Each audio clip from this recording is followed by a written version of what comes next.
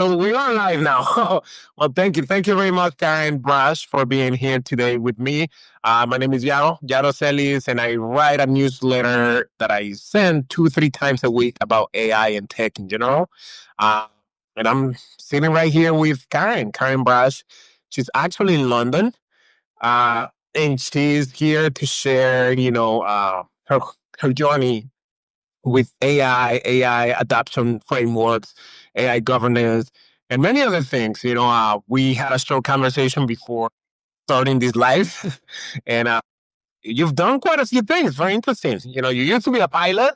Well, I guess you still are a pilot. Now now you're 100% in AI, and you used to live in San Diego. Now you're in London.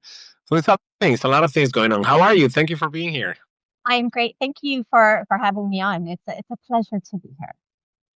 Well, thank you for taking the time. And well, tell us AI adoption frameworks. Can you please tell us what you've been researching in this space? Where are we today? Where are we going to be in a year from now? Absolutely. I'm going to answer that right now. Nobody knows, but it's still a big question mark. But I think the adoption frameworks is what helps set us up for where we're going to be a year from now. So I've been in corporate for 15 years. Like you mentioned, I've also been a Navy pilot back in the day.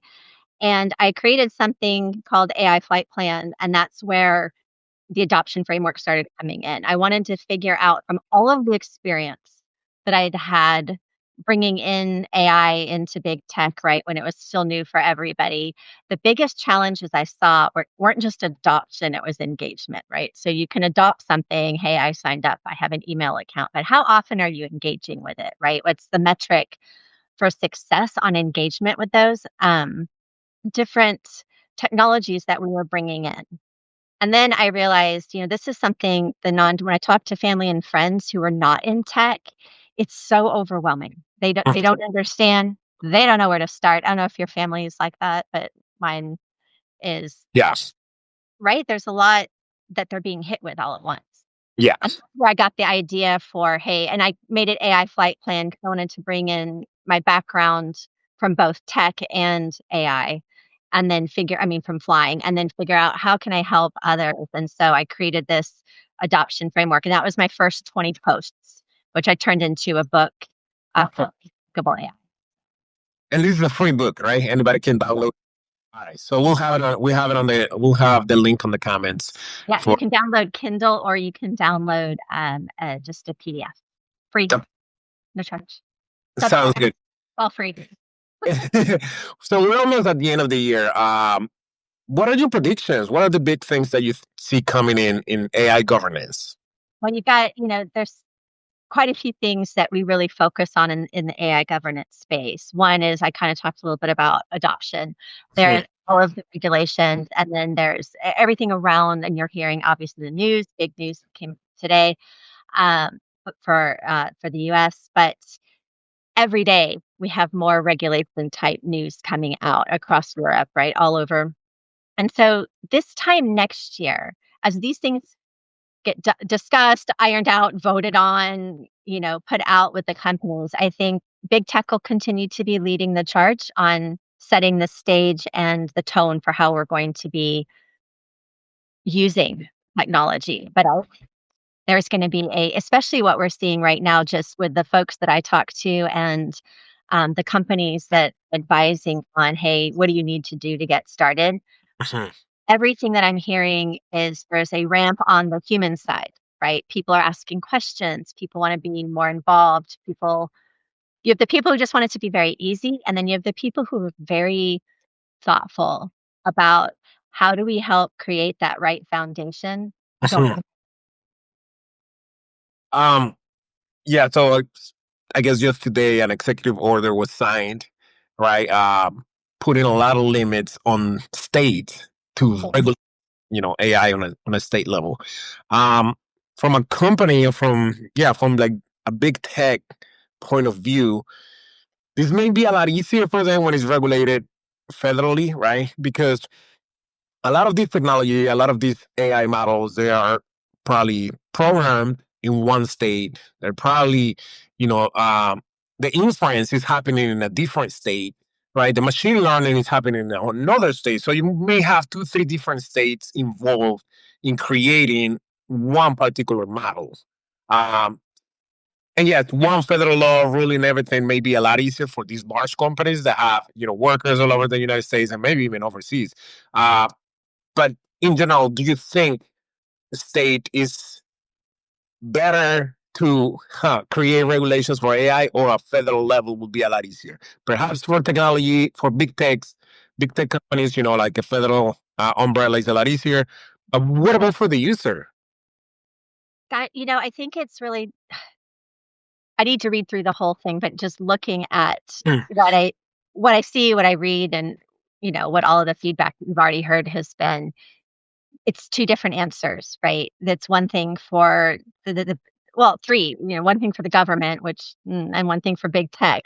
But for the user, I think it's gonna be, and I hate this answer, but it depends, right? mhm, Because there's a couple of things where I think regulation, governance in general, setting boundaries and guidelines, things like that, especially around the security space, that's should be, a non-negotiable, right? Some kind of overarching policy that we operate in this format, these are the things that are accepted and these are things that are not.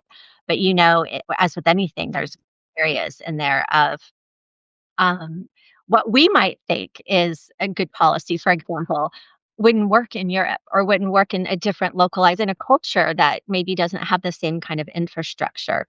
mm, Uh, and it's the same, I think, states wise. Uh, we don't have that infrastructure set up. I love a decentralized model, but basically where you've got some kind of governance set up, and then the nodes on the model would operate not independently, but based on the same governance guidelines, but be able to run. I mean, I don't say it's like the government set up, but it'd be able to make their own decisions based on kind of the larger plan.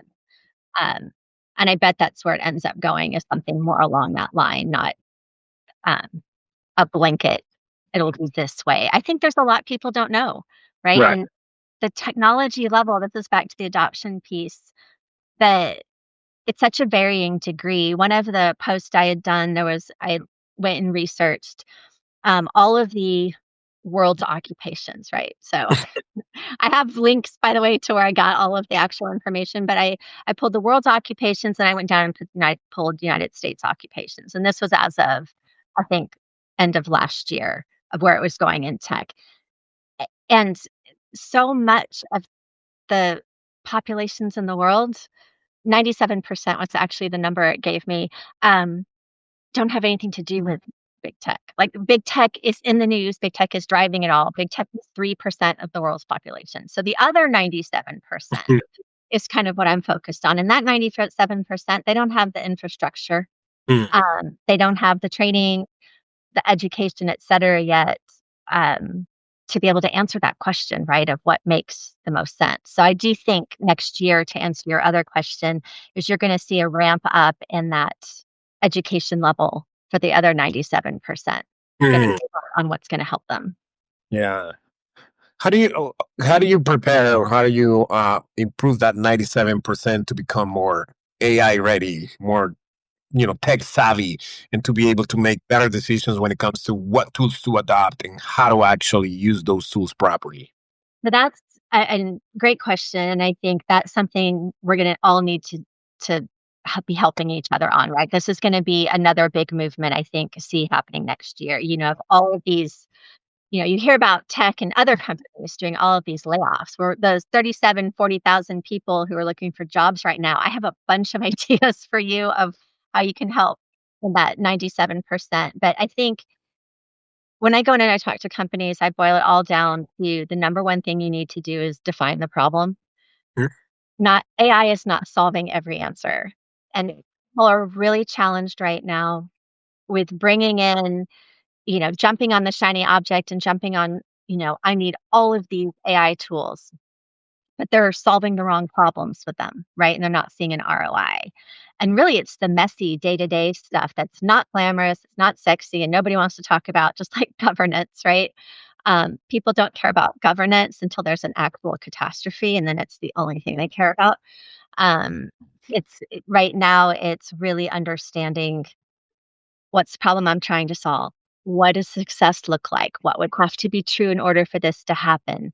And really under prioritizing, where do you want to spend your money to ROI? Where do you really want to invest? And I think next year, that investment is going to be in training up your existing staff on Right. that exact model, right? What do we need to be doing? What do we not need to be doing with AI? Yeah. And it's a big assignment because, as you mentioned, you have 3%, right, versus the rest, which is the majority. This is I'm part of two or three affinity groups, Latinos in AI, Blacks in AI. That is actually our goal. Our goal is to provide a platform for students and researchers in certain communities that may not have access to conferences, certain positions, certain jobs. We provide a platform for them to, come and speak at these conferences, meet people, network. Um, and they're definitely out of that 97%, they're probably on top of the 97% because they're already going to school. A lot of them are becoming doctors in AI or in certain technology related fields. But yeah, there is a large amount of people that we just kind of like adopt technologies and use them without really understanding what's behind it. And that's very risky, right? Because we're throwing all our data, our time into these technologies because they're very convenient. But in the long run, they may not be beneficial. For a lot of reasons, right? Data is the key to all of this, right? People want to bring in the agents. They don't even know what the agents do, and they want to bring, but everything pulls out of your data. So Mhm. that goes back to what's the problem you're trying to solve, and how clean is this data that it's actually using. And you mentioned the affinity groups. I think that's one of the best ways we can, get the word out and help the 97% is getting champions in that space. I love the Simon Sinek curve with the key influencer. We talked a little bit about him before, but if you're Yeah. not familiar with his, adoption curve, he draws out this curve, and at either end, of the spectrum, you always have, hate it, love it, right? You've got the people out in front who either developed it or are super enthusiastic. On the other end of the curve, you have the people who want nothing to do with it.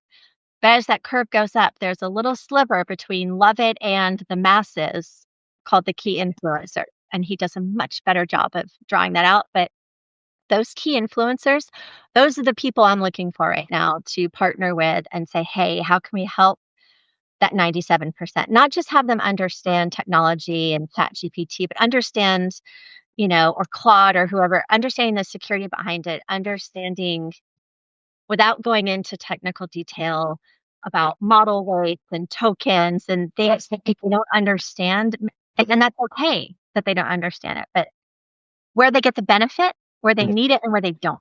And I think there's a good opportunity for a lot of people next year to work on that. Yeah, yeah. I think it's kind of like with, I guess, driving a car. Well, we're moving into a world where the cars are now.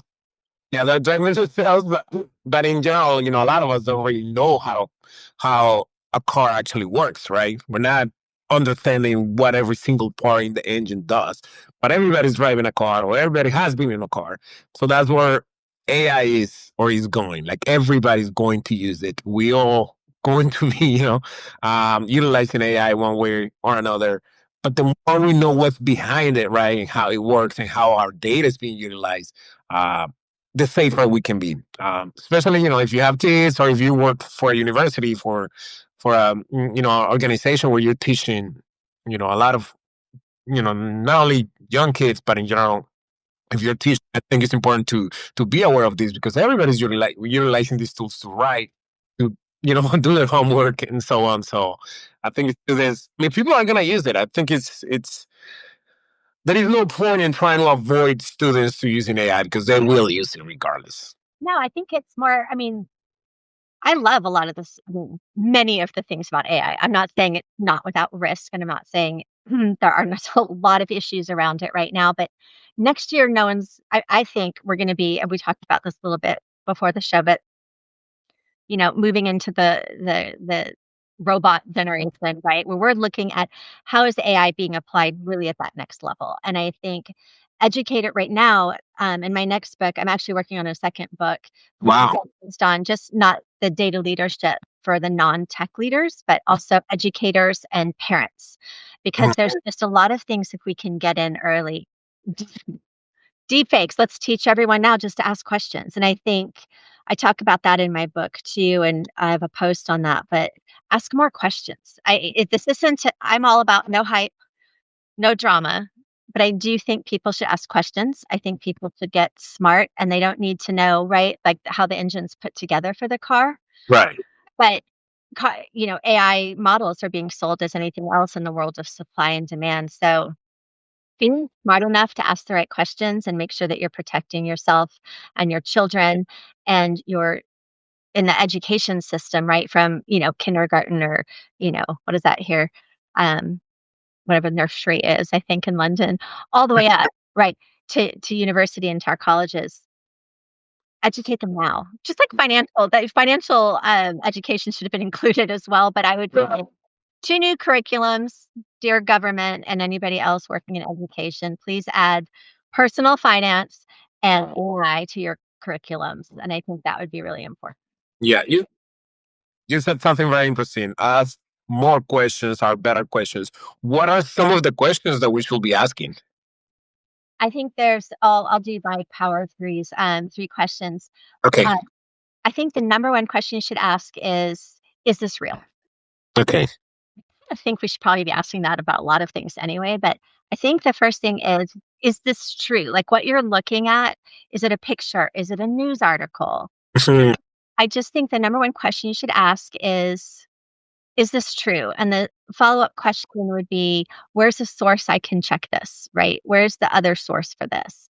And I think starting, if nothing else, with those 2 things, uh, hey, I just saw, a picture of, I don't know, we got a bit non-controversial name, fine, SpongeBob surfing, right? Is it really him surfing, right? And I think it's not to turn people into a cynic. I don't think that's gonna help. Um, I think it's more of a detached, just ask the question, I just need to double check this, right? Trust but verify.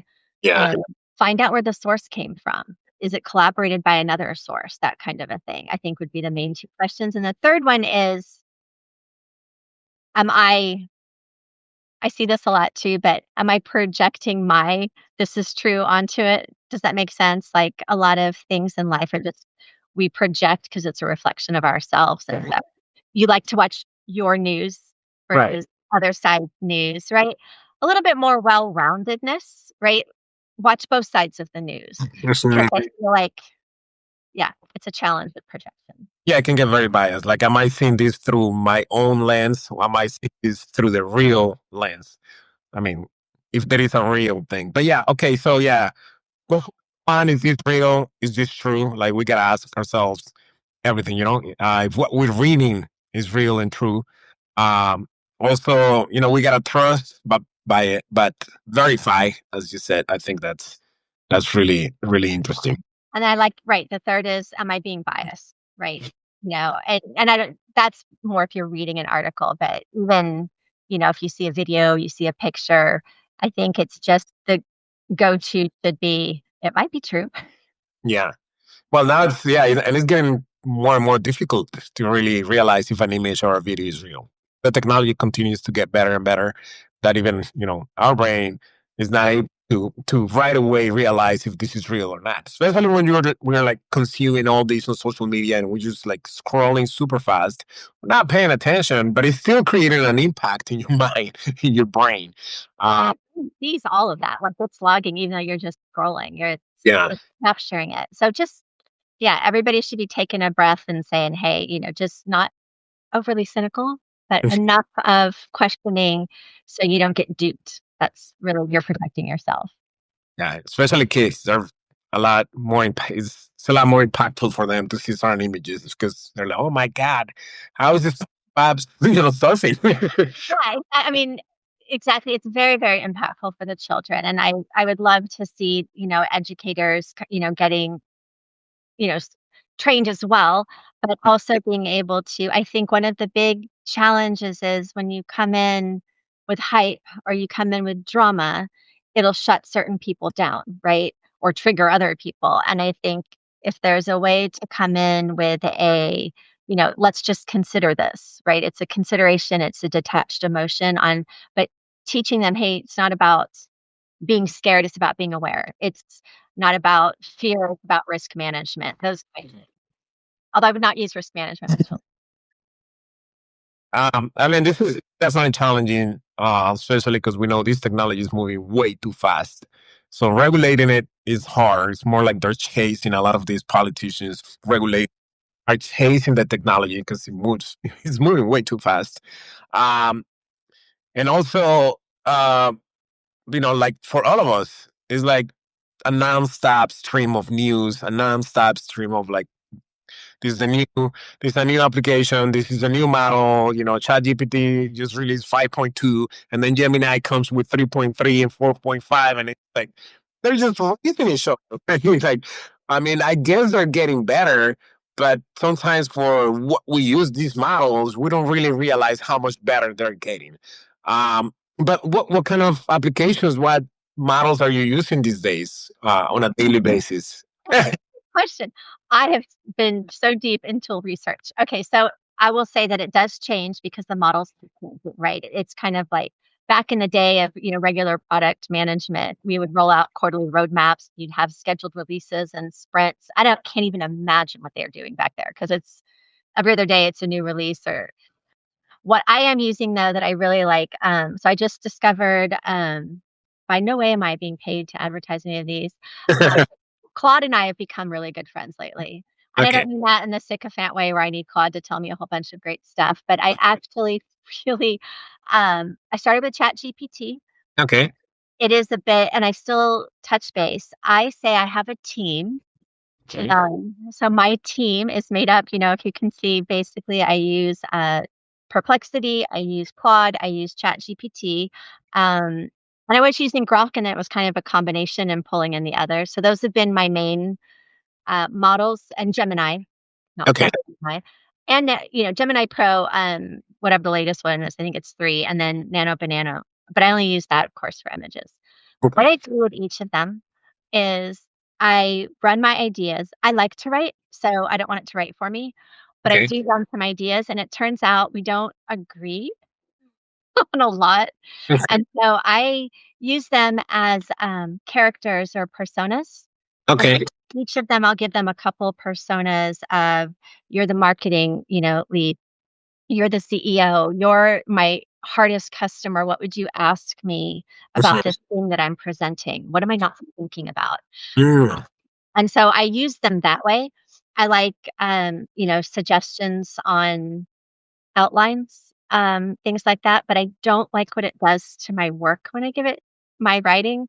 Um, and maybe I honestly, some of their suggestions are great, but it totally takes out my voice. Like Mm. it just paints a vanilla paintbrush over everything, and it doesn't like any of my quirky comments or things like that. So I always just put them back in. Um, so I use it a lot less for the reviews than I used to in the beginning. But those are the tools, and I just discovered Notebook LM Yeah. and Notion, and those 2 we're spending a lot of time together right now. So Nice. Okay. That's yeah, an interesting wide array of tools that you use. But you still write your own paragraphs, you still write your own articles, and then you kind of like upload them into these models just to hear some feedback.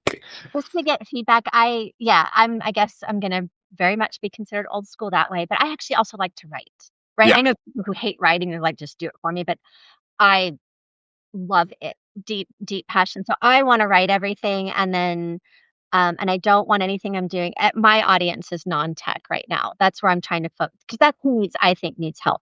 And I think that 97% of humanity is really gonna make more of the decisions than they think and help drive big tech, right? If they get involved and educated, I think that's really where the magic is in that 97%. And so they're my audience right now. And so I want to make sure what I'm sharing with them is authentic and not sounds like corporate vanilla or, you know, AI painted over it. So I'm very careful about that. But I still like it. I still use it. I just don't write with it. Got if you were in front of I don't know politicians or regulating body today, and they were asking you, "Hey, how are we gonna regulate this technology? What can we do today to number one include this 97% more into what's going on today, but also keep them safe? What will your advice be?" I'm more than happy to sit down and write a plan for everybody who wants to. Who's very well, I'm going to start with safety just in general because I think about children before I think about anything else, and I think that and not just children, but the younger generation coming up is how are we empowering them? And so, from a regulation standpoint, how are we educating, the future of the world to be able, to be the best and the brightest, use this technology, but also use their brains, right? And I am concerned, and I see a lot of the different studies that there will be. I think it'll swing totally the other direction, right? It'll become super cool to not be using AI and Right. box. But I think there's a balance because there's some great stuff with AI. So education, security, right? What are the guardrails? And I don't mean shutting everything down, but I think, creating boundaries is helpful. And somebody said the other day, a train goes faster on a track. Mhm. There you That go. that That's me, I yeah. would like to make that the policy, right? What makes sense, and flexible enough, but there are some things that are really black and white about good and bad. I would start there, but really education and training, right? So helping people. And I think all these companies and all these folks who, are doing startups, they're doing the shiny object startup.